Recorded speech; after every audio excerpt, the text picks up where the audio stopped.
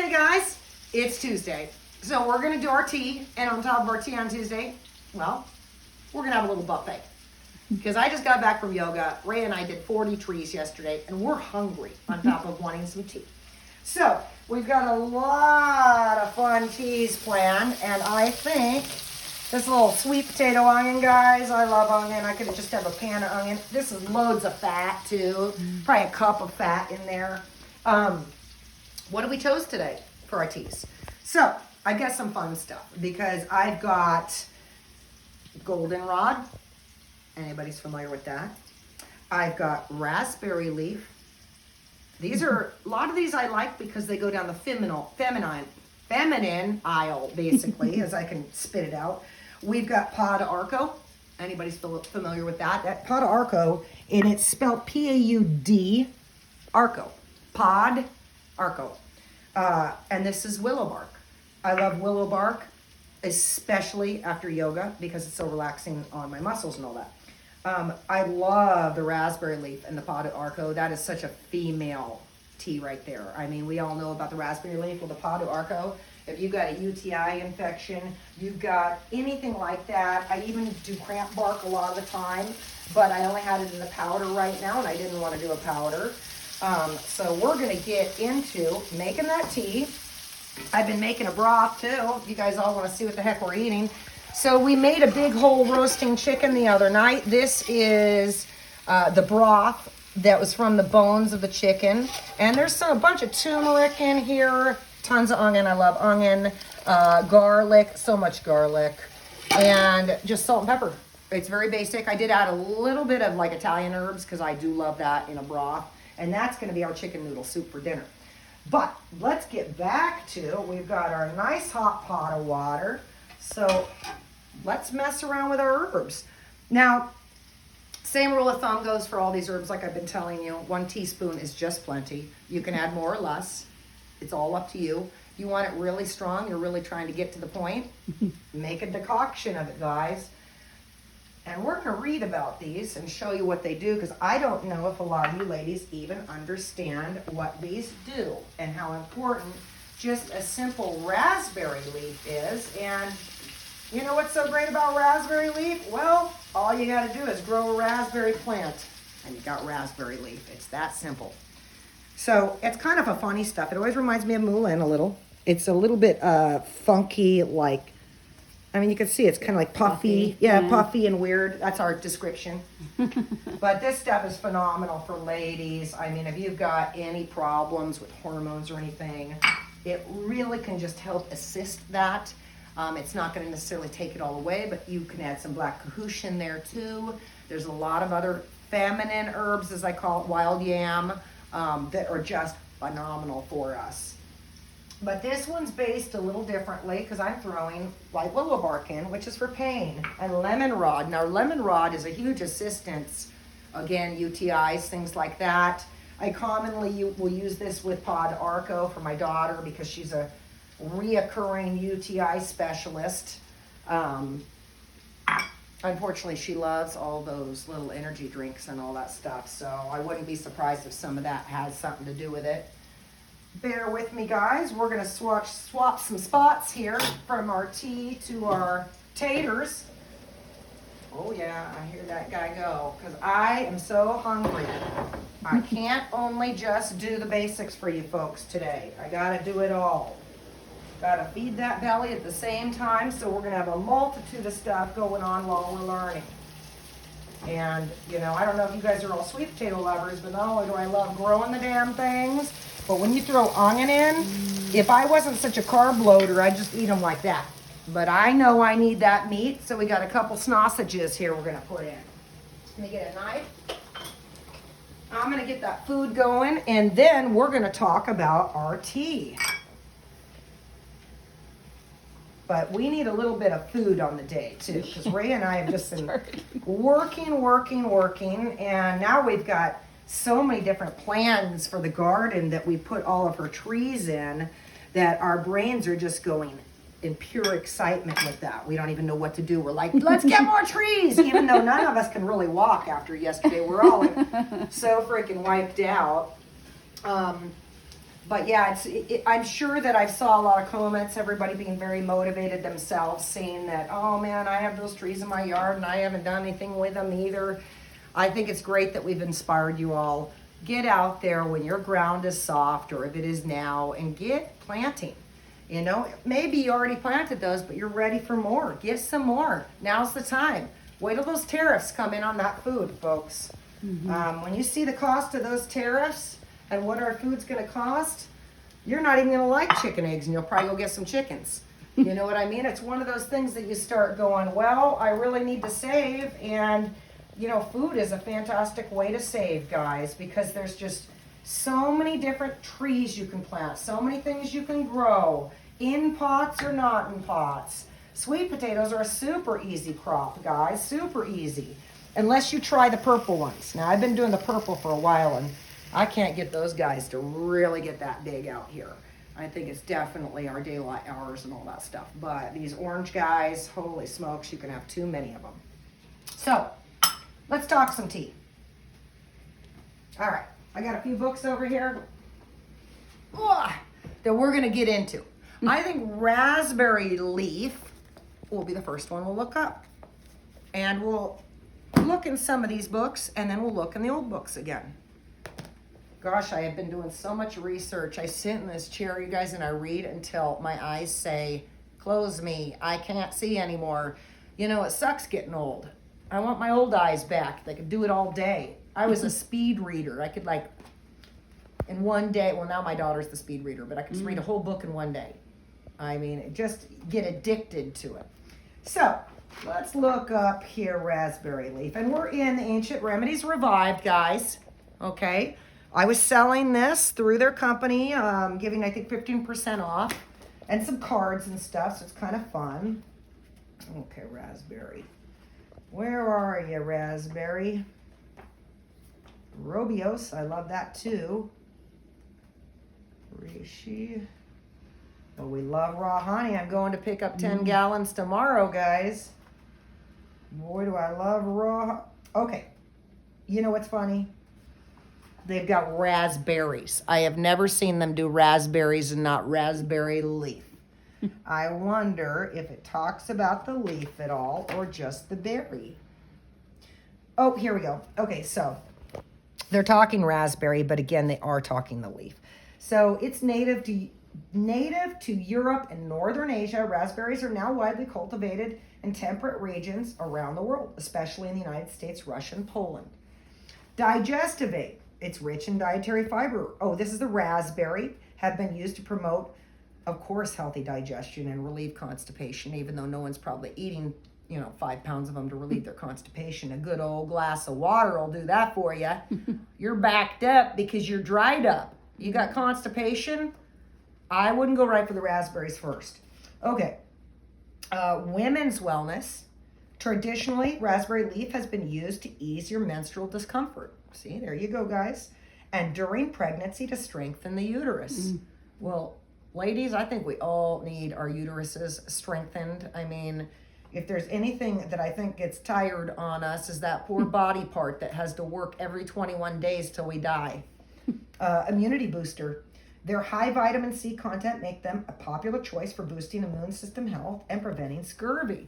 So again, like vitamin C, the raspberry is phenomenal to have in the yard. You really should grow at least one pot worth of them. Like, if you just put one cane in a pot and got what you got out of that, you'd get the leaves, you'd get some of the berries. It wouldn't be a bounty like you're going to be freezing 50 pounds, but you'd reap the reward of all of it, the berry and the leaf. Modern research. Consumption of raspberries promotes human health through the intake of antioxidants, including cyanidin and pergondin. And this wonderful word, which I have only pronounced a few times correctly, anthocyanins. I think I might have actually just pronounced it correctly. Raspberry ketone and phenolic enriched raspberry extract both prevent weight gain and increase overall mobility in a male animal model on a high-fat diet. That's interesting. They said on a male animal model. Because usually men aren't the ones trying to lose weight. Isn't it interesting? I wonder the difference from the female body. Okay, extract both, blah, blah, blah, on a high-fat diet. Okay, black raspberry. Now, black raspberries are hard to find, but they're out there. Black raspberry extracts help optimize antioxidant activity in the body and have anti-diabetes properties as well. That's pretty bitchin' right there, because I know diabetics shouldn't be eating raspberries really, but the black one is probably okay in very small amounts because, again, it's probably not loaded in sugar like some of them. It's probably a little less and more tart.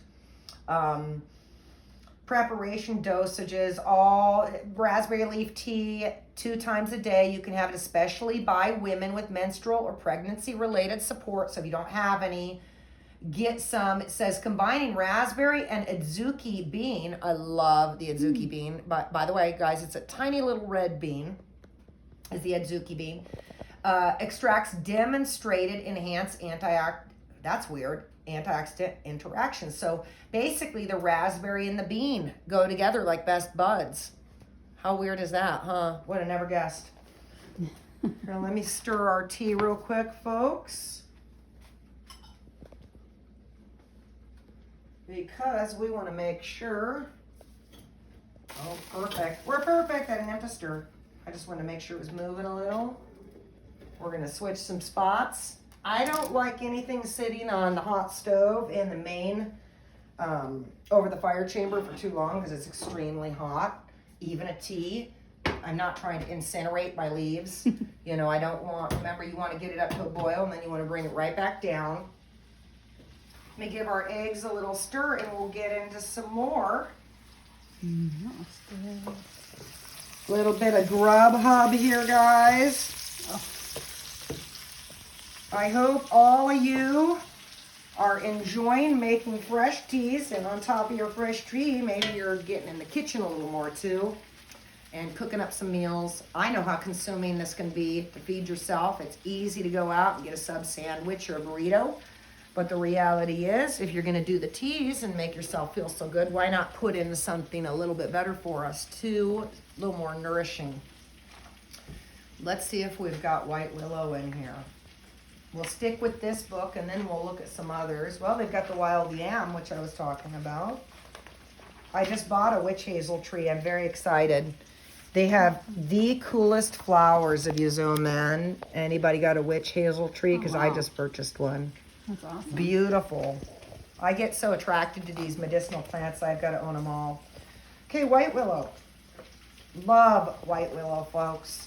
I use this one a lot. I bathed in white willow and comfrey root. I threw my back out. It was pretty ugly. I was in lots of pain and wasn't sure what I was going to do to get out of it fast because when I threw my back out in the past, it was not pretty. So this time I took a different approach and immediately made a decoction of comfrey root and white willow.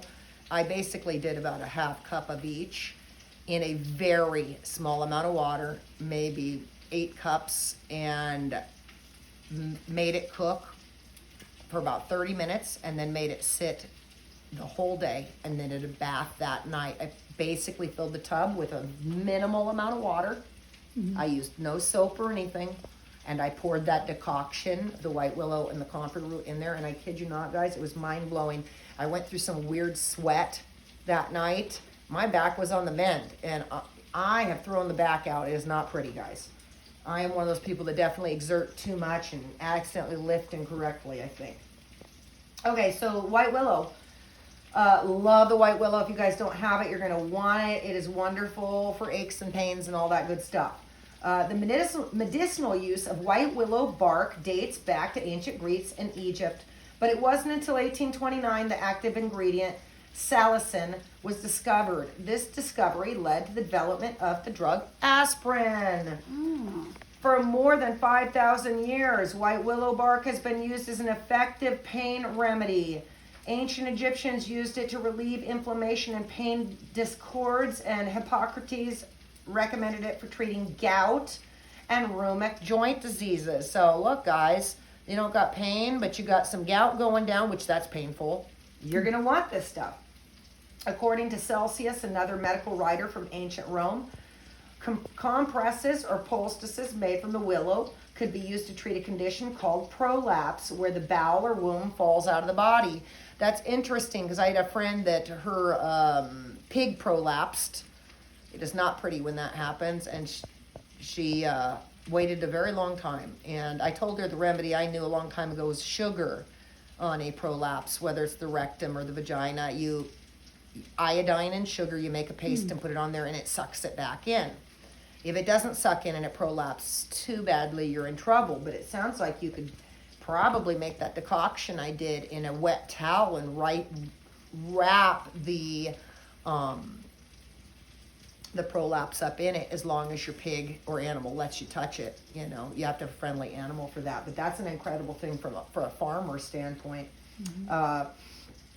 So white willow bark was used in ancient times to reduce the fever and other symptoms, of course, because it's like aspirin.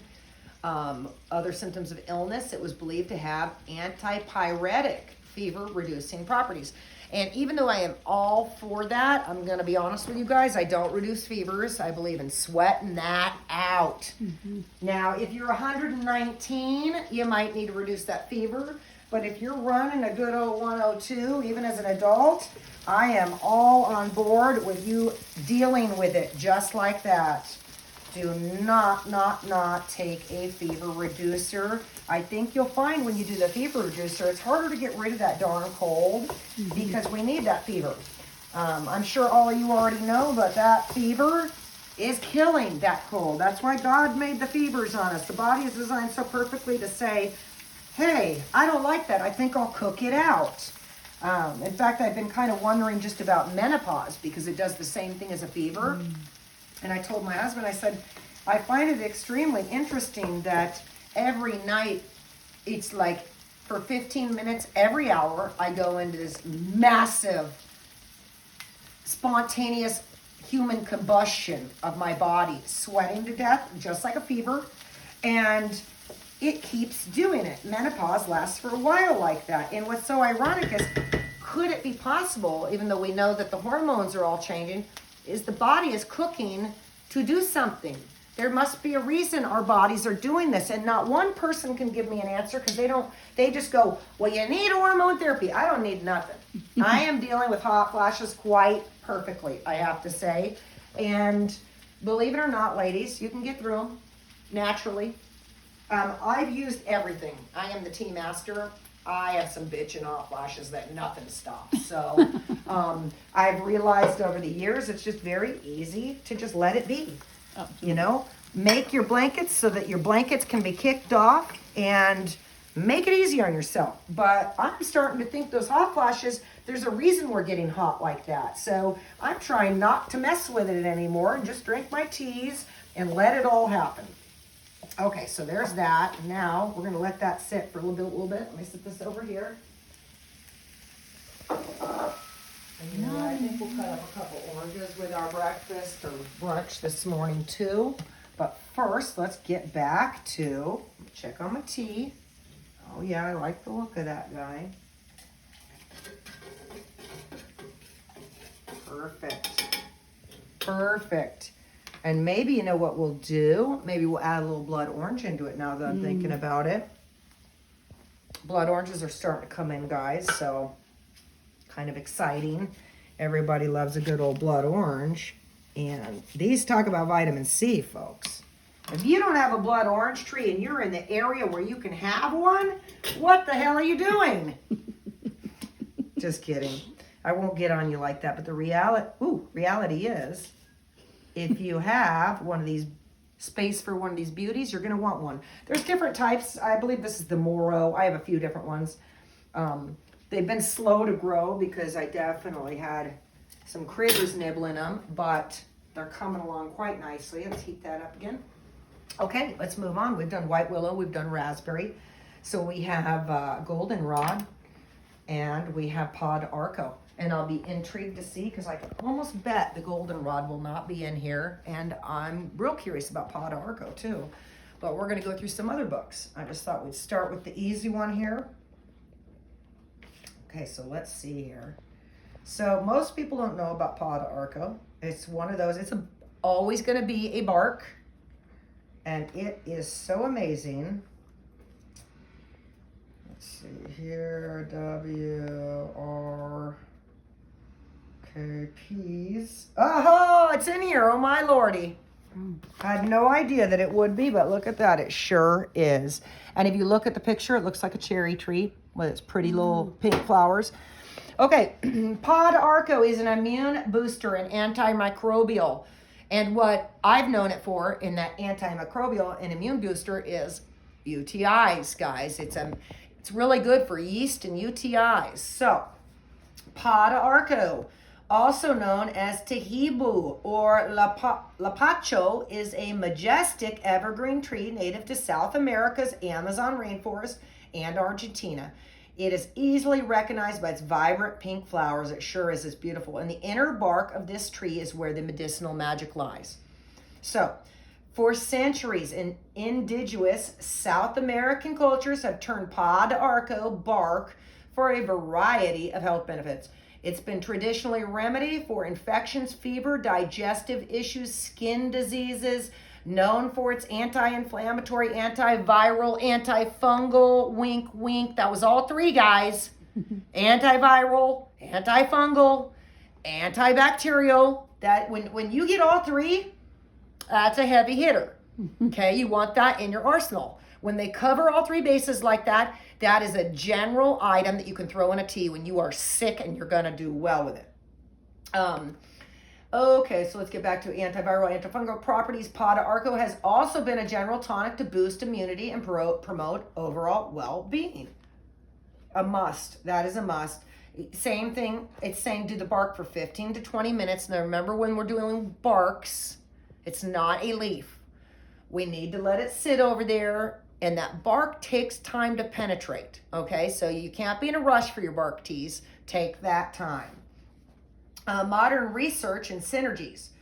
Okay, it says recent research has been exploring pod arco's potential in treating immunology conditions, hitting its anti-inflammatory and immune modulatory properties.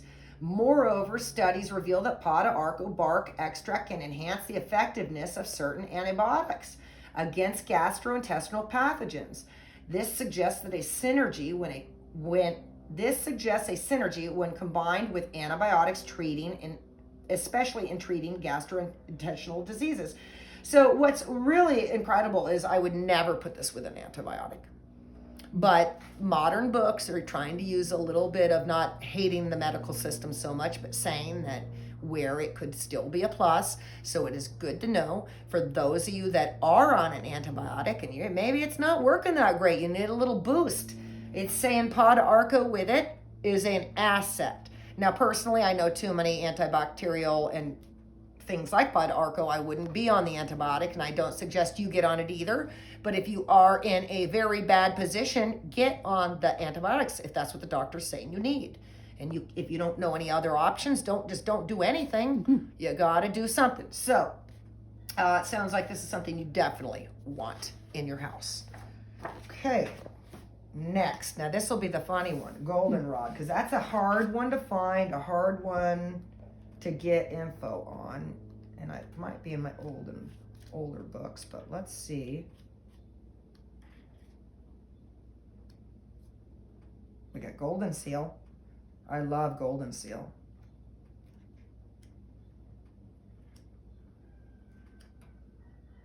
Nope, I knew it.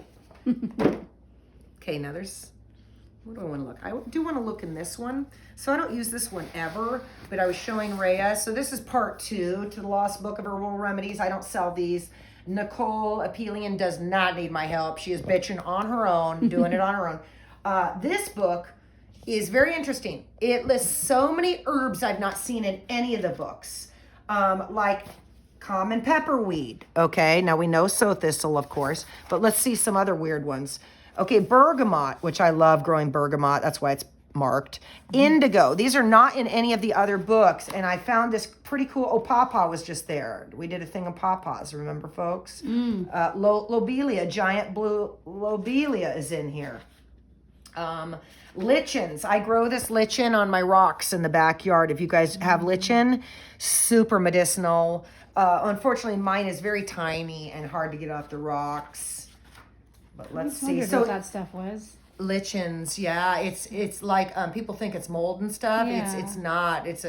Lichens also grow like witch's hair and stuff and dangle from stuff, and people wonder what is that? It looks like a parasite or something growing. It's not. They're super medicinal. That's cool. Super. Here we go. Here's more of lichens. So this is, I have commonly a lot of this on my rocks in my backyard, but it'll show you the different colors and types. Very medicinal, and you would just pick it off if you guys see any of this in your yard. It's super medicinal. But I did see cool. pawpaw, which now I've got to show you because I was like, we just did the. I've lost my train of thought. You like that, guys? There it is. Look at. And I showed you guys that's what it's. Pickle. That's what's already starting to bloom is a little silly flower. I know they're kind of mango-y, and they're just amazing. Okay, so let's see if we can find goldenrod in this.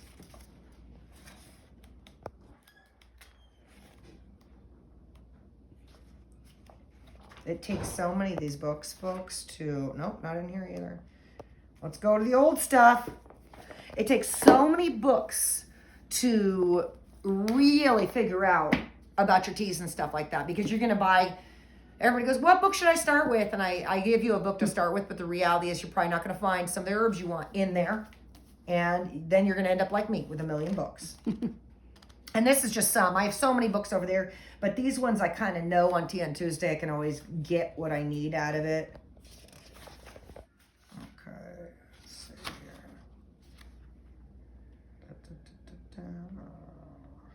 Consumptions. Oh, we're just going to go the old-fashioned way. This one's at least done. Oh, how wild is that? I literally opened the book, and look at what I opened it to. Thank you, Jesus. He must want me to teach you guys about goldenrod. Okay, well, let's teach. So, goldenrod. I don't use it very much, guys, but it's an amazing little herb if you can find it. Okay, description. We won't even get into the description because it's just going to tell you about the plant with the small yellow flowers and all that. It doesn't even matter. If you were growing it, I would discuss this with you, but we're not going to go into all that detail at the moment. Let's get to this, which is the government and virtues. Okay, it is governed by Venus. Ardulus de Villa Nova commends it much against the stone and in the reins of the kidneys. So we've got a good kidney cleanser here again, it sounds like, and it removes kidney stones. That's big. And to provoke urine in abundance. Now, what did I tell you about my daughter with UTIs? So I made this recipe up for her myself, and it was white willow, raspberry leaf with goldenrod, and I think I had also like a black cahoose or something in there. I can't remember. But when you have a UTI, you're not wanting to urinate, and you need to be pushing urine out. Mm-hmm. So you need to be consuming lots of water and fluid, and on top of it, you want this, because this is going to help cleanse the kidneys. So, provoke urine in abundance, whereby also the gravel and stone may be voided. So, we're talking again about all of you with kidney stones, repeatedly kidney stones. This is simple. Make a tea, okay? We don't even have to make this more complicated than it is. You can go buy something on Amazon. There's things like stone breakers and stuff where they've already made the tinctures and all that, or you could just make a tea. Because if you're listening to what I'm telling you, then you won't have this problem anymore because you're going to make a tea of it, guys. Okay, so but let me figure out where I am because I always get all turned around. Okay, whereby the gravel and the stone may be voided. Okay, here we go. The decoction of the herb, green or dry, or the distilled water thereof is very effectual in inward bruises, and also to be outwardly applied, it stayeth bleeding in any part of the body and in wounds. I mean, that's pretty big. So it's stopping bleeding. Also the fluxes of the humors and the bloody flux and women's courses. Again, menstruation, folks. So what did I tell you this tea was going to be? I don't even menstruate anymore, but it doesn't mean I don't need these herbs. I'm still a female. My body still acts like a female, and we need these things. This is way different than a dude. We ain't got what the dude needs. We got women stuff happening. So all you men, we're leaving you out of this tea right now. Also the fluxes of humors. Oh, I already did that. And the women's courses. and is no less prevalent in ruptures being drunk and outwardly applied. It is a sovereign wound herb, inferior to none. Wow, guys. I mean, I want to compare it to comfrey, but it says inferior to none, so I'm going to believe that. Both for inward and outward hurts. Green wounds. Do you guys know what a green wound is? Okay, a fresh wound. You know when someone says, well, I'm green at this job. Green, it's fresh, I'm new. Green wounds, old sores. Some people might think gangrene. They're not referring to gangrene. Get some help if you're green, okay? I suggest a doctor at that point. Green wounds, old sores, and ulcers are quickly cured therewith. And you remember, folks, when we were reading about mallow, and I dug up that mallow root, remember that was the one that said the same thing. It said, you will be disease-free for the day you drink it. It sounds like a lot of these herbs are pretty impressive, making pretty awesome promises. Sores and ulcers quickly cured therewith. It is also a special use in all lotions for sores and ulcers in the mouth, throat, and privy parts in man or woman. We all know what those privy parts are, don't we, guys and girls? You get an ulcer up in a privy part, you better get a bag. Get a whole pound of this stuff because you're going to need it. You don't want it in a privy part. It's nasty when stuff happens in those parts. And it says to get it and basically make your own lotion, make your own cream, and you put it on your ulcers in the mouth, the throat. You know what I would probably do for the mouth if you want to do this? I might infuse it in a coconut oil if you're looking for a recipe, folks, because I love coconut oil in the mouth. So it helps for cavities and all that because it's antibacterial and fungal and all that happy stuff. I would take my goldenrod and I would probably infuse it for 3 days in a crock pot on just warm, not even low, with the coconut oil so it gets all of it. You could go week or whatever you want. Once it's soaked up all of that goldenrod, I would then use about a teaspoon to 2 in my mouth and I would swish with that. I commonly have learned about swishing with oils, and you could just do a decoction also and swish with that, but that's how I would use it in my mouth. It also says, this is quite interesting, guys, the decoction fastens teeth that are loose in the gums. So it very much sounds like goldenrod. No wonder why I can never find it in books because they're probably trying to make that one go away. Reminds me of comfrey a lot. I mean, some similarities in other herbs too of the healing, inward, outward, open wounds, teeth falling out. Next thing they're not falling out. That's impressive. That's really impressive, folks. And I got to tell you, I know why I've got it, and I hope you're going to get some too because it's going to be worth it.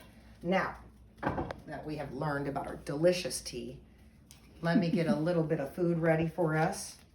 I'm a big fan of sliced orange. I don't know about you guys, but I'm a kid at heart, and I love my oranges like a kid where I just eat them like I'm going to a soccer game. So let me get a couple plates. We've already got our cups for the tea. And let me hook us up, Ray and I, with a little bit of food here and a little bit of tea, and show you guys what this flavor is going to taste like for us. It's a lot of fun getting into teas, folks, and I just highly recommend. You don't have to have a wood stove. You don't have to have a tea kettle. You definitely don't have to have a booze block, okay? This stuff was all handed down from my family, so if you're looking at me and judging, don't judge anymore. That's not what it's about. It's about making tea, not what any of us own. If I only had a fire pit outside, I'd be making tea right now, folks. In fact, you're going to be seeing that in summer because Ray and I are going to be showing off the solar oven and doing stuff outside to show you guys get out of that house, okay? Yes, I can run this. Of course I can run this in the middle of summer. Look at all these windows here and door. So we definitely, people go, oh God, how do you run it? We run it all the time. When I need to run it, wood goes in and we fire her up. But do I want to be wasting wood in the middle of summer? No. So we do a lot of different things outside, and we'll get to show you that when we move more into some warmer weather. But meanwhile, let me pour us some tea and some breakfast. And I hope you guys have all enjoyed following along. It has been fun for Ray and I to come up with these teas every week. And we're really trying hard not to repeat so much because we'd like you guys, like the pot of arco. I don't want to use that in 6 different recipes. I want you to understand more spectacular recipes that we're trying to create specifically for those needs. And we're trying not to repeat because health comes in variation. It doesn't come in us repeating the same old darn thing. That's how sickness happens. So even though you may only afford 3 little herbs, do them by themselves, do them together. Try to do them different. Try to find some spices in the cabinet to change it up that day. Add a little green tea or matcha instead, you know. But definitely change it up, folks. You don't want to be stuck on, you know, repeating things like you're just a parrot, because we're not parrots, we're humans, and we're spectacular beings. Let me get my little oranges lined up here. Ray and I need a little pump for the day. She's got the babies, of course, with grandma, and boy, oh howdy, will she be paying the price when she gets them back. They run her ragged. Okay, let's give here, I'll let you guys see the color. So most of these with bark always come out brown. I do get green teas also, usually when I'm doing fresh leaf. A lot of these barks are always brown. Get used to your tea being brown. That's a real beautiful golden color almost. And I just personally have found, since I've started using lots more tea, there's something that starts to happen to you guys. Coffee is great. Love coffee. Never going to tell you not to drink coffee because I love my cup of coffee black in the morning. But once I switch over to tea, oh, it's just spectacular what starts to happen. You just feel different. So we've got our beautiful brunch. It's 1:22 and we're finally eating. If you guys don't fast, start learning how to fast, because Rhea is learning something that my mom has taught me and my sister since we were babies, which is that there is a time to fast and a time to break the fast. You should never be consuming multitudes of small amounts of food all day long. Not only will it rot your teeth, believe it or not, that funky method will make you chunky. The body is not meant to be consuming food. It can't heal, as I have stated many times before. When you're loaded up on food, it has to switch gears to digestion and using that food for energy source. So that being said, when you go to bed at night with your beautiful cup of tea and you wake up in that morning, have a cup of tea, have a cup of coffee, no food. Try to make it till 12 or 1. If you can get yourself in this pattern of doing this, you can then have a light lunch and you can have a dinner. You're going to see your body is going to start changing. Your health is going to change. Your weight is going to change. Most of the time, people that feel like they can't shed that extra pound, it's just because you're just not fasting enough. Going just to sleep at night is not quite a long enough fast. You need a little bit more, and it's so easy to do a fast because you were already asleep for 8 hours. So add on to that the best you can. Maybe you can only make it till 10, make it till 10, and the next time try to make it till 11. Keep doing that. You're going to find you're going to see huge benefit in your health, your weight, your energy level, and all of it. And fill that meal up with a good, healthy, home-cooked meal when you're eating. Don't race out and get something pre-made. You're not going to feel the difference. So here's Rhea's and mine. My daughter just bought these little cute Le Creuset cups from Marshall's or somewhere. So Paige, we love your cups. We're using them. And cheers to the beautiful cups and the beautiful tea. Oh, I love it, guys. So I always love bark teas. There's something spectacular about sarsaparilla, birch, and white willow and all of it. They're very earthy. Oh, it's hot. Yeah, I'm like an old person. So my grandpa used to be like, he had to like burn his lips to drink his tea or coffee. And almost every meal I eat and everything I drink, I lose the skin on the roof of my mouth because I have this horrible habit of just wanting it so hot. I want to rip my mouth apart with that. My husband will always be like, I made us, from scratch, we made some sweet and sour chicken the other night. We got one of our chickens that we had raised. I deboned it, cut it in little bits, made the sweet and sour sauce, got some really beautiful long grain rice. Well, I couldn't wait. it was done and steaming over here. And I whip up a bowl and sit down, and that piece of chicken went, I removed like all of the flesh in my mouth. And did I stop? No. I kept saying, oh, it's so hard to eat now because there's no skin in my mouth. But I finished plenty of food. So don't be like me. Maybe wait. Teas aren't great for us when they're that hot, but I just have problems. What can I say, guys? So cheers to tea on Tuesday. I hope some of you ladies get some good tips out of some of these herbs, because these are real good ones to have around in the female medicine cabinet, or tea cabinet for that matter. So cheers.